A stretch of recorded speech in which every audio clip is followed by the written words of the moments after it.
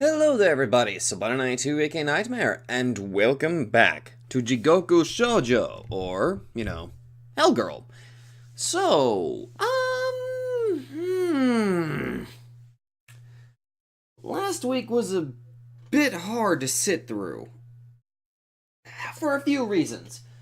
One involving what I called, child abuse in a circus, and I actually...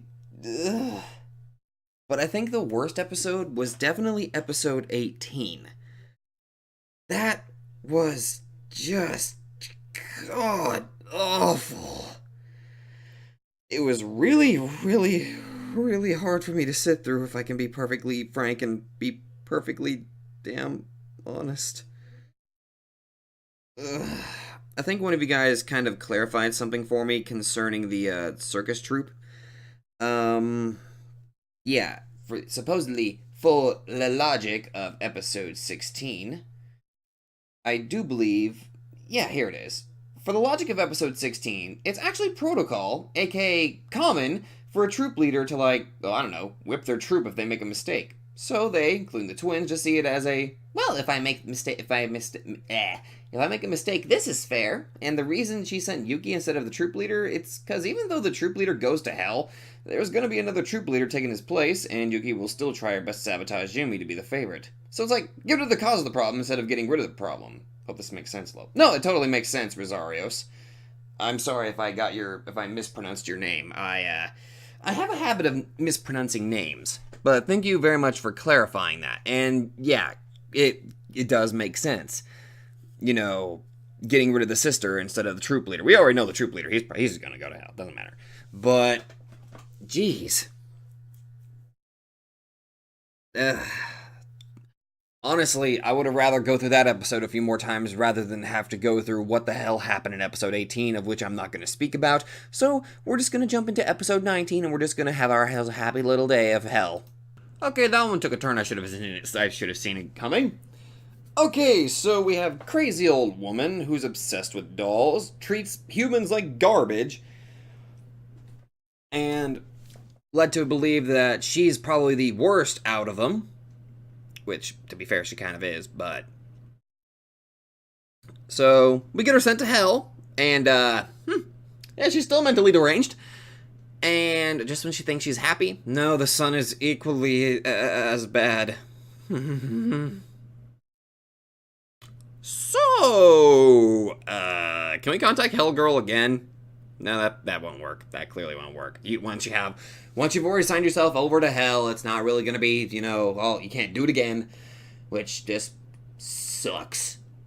Kind of sucks if you just co-sign yourself to hell. You're great. That's fantastic. But what if you want to actually talk to the residents of hell? Just kind of like talk to them a little bit. But nah, that's probably not gonna work. That's fine. That's totally great. That's just great.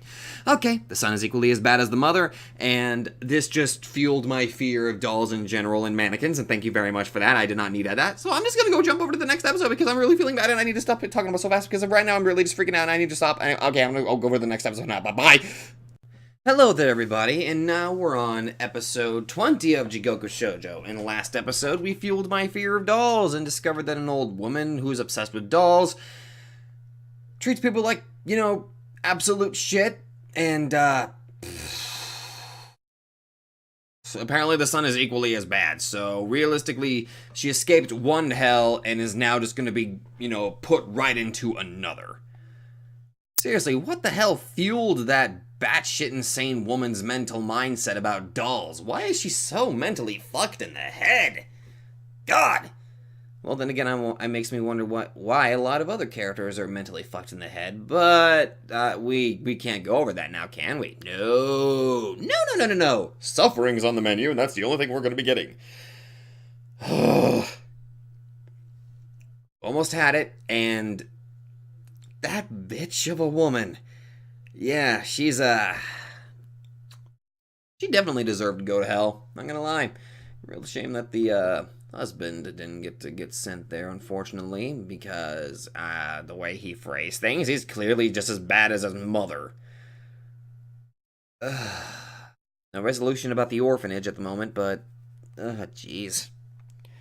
I feel bad for that woman. She's she's gonna have a life of pure hell, and then when she goes to hell, it's gonna be even worse. It's gonna be eternal hell! Okay, let's just throw ourselves in. Maybe something better will happen. Okay, that was quite a lot to unpack there. Okay, first off, we actually have somebody that was actually supernatural, had psychic powers, and apparently had escaped hell once already.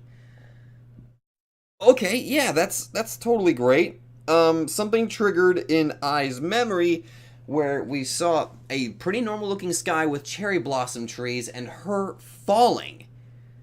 Multiple times, actually.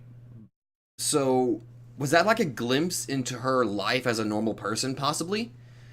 And then that last little scene of some young boy standing next to, I think it was, I swear, I've seen statues like that before. It was like a weird little prayer shrine sort of thing. I'm not entirely sure what they're called, but you guys know what I'm talking about, right? It had like one of those, she suddenly saw a boy that apparently she must have recognized. So, technically we've got ourselves a couple more bits of information here. One, if he got psychic powers, you can apparently escape hell. Unless he was just, joking about that. Actually, I don't know. But I'm inclined to believe, since he's got like psychic powers, I'm inclined to believe that he actually did escape hell once already. That's what I'm kind of thinking here. But other than that, we got a glimpse into Ai. A much bigger glimpse, actually, concerning her past. At least I think it might be her past. These are things that she recognizes. And we also got a little bit more information concerning what I could only assume is like a higher authority. Like, they're clearly working for someone, but I'm not entirely sure who it could possibly be. I mean, you can make the argument that they're residents of hell, so they're probably serving Satan, Lucifer, Hellel, however you want to call him, his name or anything like that. But I'm not entirely sure. It's more like Japanese, so I'm just assuming it's probably some sort of, I don't know, it's some sort of higher authority. Also, I cannot help but make the connection. We're seeing a spider. We're in hell. Hell is associated with demons, so that automatically makes me think of a Jirai Gumo. You know what I mean? But, or maybe just a Jirai. I think that's the actual term. I'm not entirely sure. But anyway, we got a little bit more information. We also saw that there's other people with psychic, there's apparently some people with psychic powers, specifically him. It wasn't some trick where he's actually reading facial expressions. No, he's fucking psychic. He actually has that power, and he was actually able to, well, I'm not entirely sure, was he actually able to hold his own? He did catch two of those guys off guard. Okay. And not really much of a resolution concerning how that TV station went, but we can only, leave that up to assumptions that we already know what probably happened. They're clearly out of business and all that. But other than that, we got key pieces of information that I'm going to try to keep in my mind for right now. Hopefully, now, that felt like a buttload of information, like little tidbits of information I think will be very important for me to remember. So, hopefully the next 2 episodes will be a little bit more generous. So, I think we're going to just go ahead and jump over there. I was actually a little calmer this time. Great! Hello there, everybody. Sabatana2, and now we are on episode 21 of Jigoku Shoujo. In the last episode, we got much needed information concerning Ai, as well as the residents of Hell. Apparently, there was some guy who apparently was able to escape out of Hell, and he had psychic powers. And he was able to kind of hold his own against Hellgirl, even though she was clearly just toying with him. Even though he lit her on fire. I mean, apparently we know that she's got fire immunity. And apparently he dressed her up, which was really kind of weird. Really weird. Also, we got information that there seems to be some sort of higher authority. Specifically with the residents of Hell, which does make sense. Though I'm not entirely sure who it could possibly be. The only other character down in Hell that we actually got a glimpse of, well, we didn't really get a glimpse of, we saw a shadow of her, was the old woman who is referred to as Grandma. So it makes me wonder what her place in the story is. Maybe she's possibly the higher up? Who knows?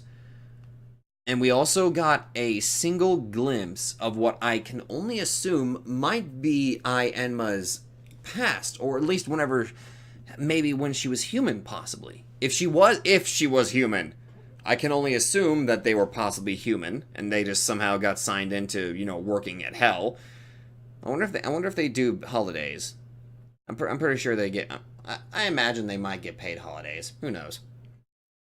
But it's got me curious. Now that we're actually getting more information, I'm hoping this episode will give me a little bit more information for me to, digest a little bit. So, let's throw ourselves in. Okay, this episode taught me that there are just some levels of scum that deserve to be sent to hell, but let's just go over what just happened here.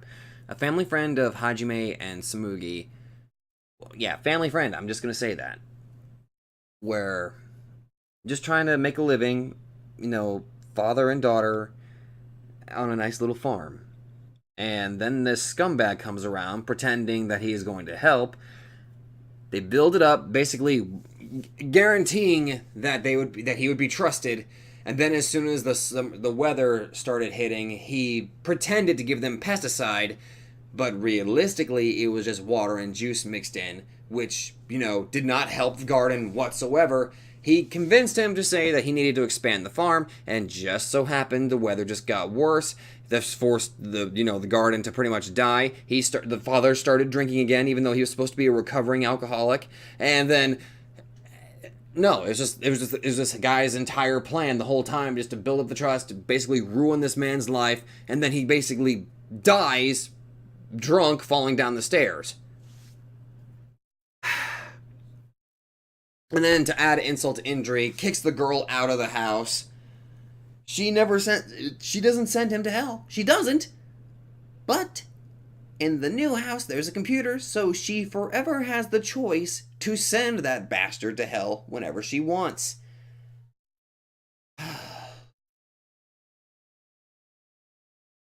Jesus Christ! Also, we had a somewhat good moment between Tsugumi and Hajime. Somewhat good. And we even got to see yet another glimpse of whoever this young kid is and what still no idea what his connection to Enma is, but he was wearing a oh god, I swear, I get the terms mixed up. I know yukata is for festivals and stuff like that, and then there's kimonos, and I know jack shit about Japanese culture. I only just know certain terms. I don't know what the hell he was wearing. He was wearing a robe. That's what I'm calling it. Although if one of you guys could kindly, explain to me what the differences between the wear is, I would really, really appreciate that if you did that. Thank you very much. But other than that, we still haven't gleaned much more information yet about the residents of hell yet. We're getting glimpses, but it's still not enough. I still need to know more. And I know somebody told me that their origins, or at least their stories, are explained in Season 2, but that's going to be a ways up before I ever get to that, unfortunately. Anyway. Oh, by the way, there's a bonus episode, so we're going to do 4 episodes this week and 4 episodes next week. Wait, how many episodes do I have left? I don't know. Next week we're probably going to be finishing off Hellgirl, actually, next week. Possibly. Who knows? Anyway, I'm going to go jump over to the next episode then. So, see you guys there. Hello there, everybody, and now we're on episode 22 of Jigoku Shoujo, and I actually did check. We do have actually 4 episodes left, so next week there will be 4 more episodes of Hellgirl before we move on to our next series that we'll be starting. Anyway, last episode, I wasn't so mad, which is great.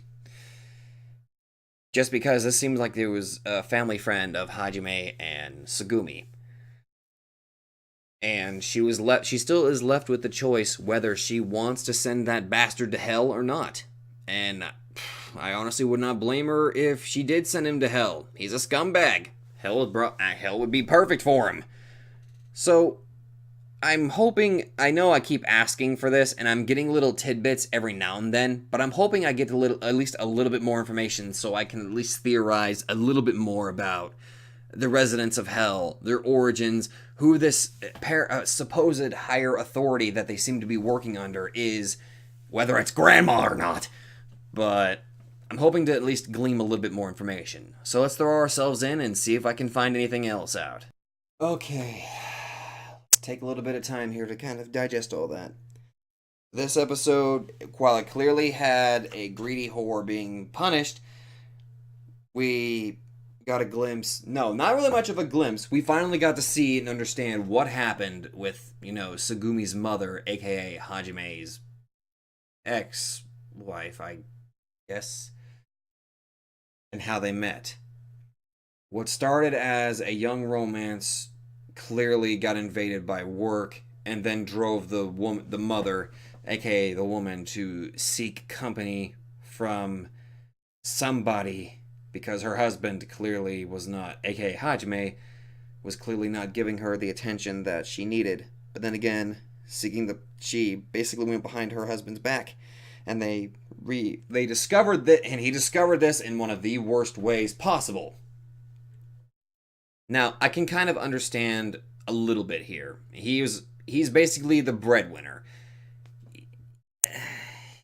He was working his ass off, but he should have at least tried to take the initiative to at least spend some more time with his family, despite the job. Then again, I am not entirely certain of the entire situation. Then again, it is the job journalism. That shit can call up on you right at the middle of any possible time, but from the way the story was portraying it, it seemed to be a consistent thing where he would just, not really spend much time with her at all, even though she had been pregnant and had given birth to their daughter. So, I'm not entirely sure how I'm supposed to feel about that. I mean, I just don't know all the details, but I think they both are in the wrong in this. I want to say that they're both in the wrong. I'm not going to place more blame on one or the other. And now I kind of understand a lot more now about why the way he acts the way he is, but it also shows his restraint and how he would not get revenge, except for the fact that he was pummeling the shit out of that dude's face. So there was no restraint. There was no restraint there. The show makes you feel things that you're not used to feeling. That, or it has moments where I basically get into a fit of maniacal laughter and people start to question my own sanity, and I think I scared my neighbors once again. I'm surprised I haven't called the cops on me yet. But, Actually, I should probably put precautions. I should probably be worried if they're going to call the cops on me. There's a maniacal laughing guy at the neighboring house. That's just a normal Tuesday. Anyway, that's where I'm going to end it. I believe that we're probably going to be finishing up Jigoku Shoujo next week. Well, specifically Season 1. And before this season ends, I need, even if it's just another little hint, why are Segumi and Enma connected? I need to know this! Or is she doing it or intentionally? I don't know. There are some things I need to know, damn it!